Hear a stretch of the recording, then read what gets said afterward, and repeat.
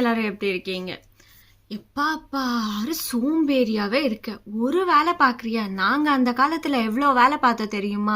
அப்பப்பா, வீட்டு வேலையும் பார்ப்போம், வெளியே வேலையும் பார்ப்போம். நீங்கள் இருக்கீங்களே ரொம்ப சோம்பேறிங்க இப்படின்னு உங்களையும் உங்கள் வீட்டில் பெரியவங்க திட்டிருப்பாங்க, இல்லை கழுவி கழுவி ஊற்றிருப்பாங்க.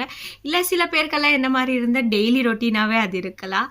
பட் அவங்களெல்லாம் பார்த்து நான் ஒரே ஒரு கேள்வி தான் கேட்க போகிறேன். என்னென்னா, நீங்கள் 55-60 வருஷத்தில் சாதிச்சதை இப்போ இருக்கிற ஜெனரேஷன் 25-30 வருஷத்துலயே சாதிச்சுட்டு இருக்காங்க.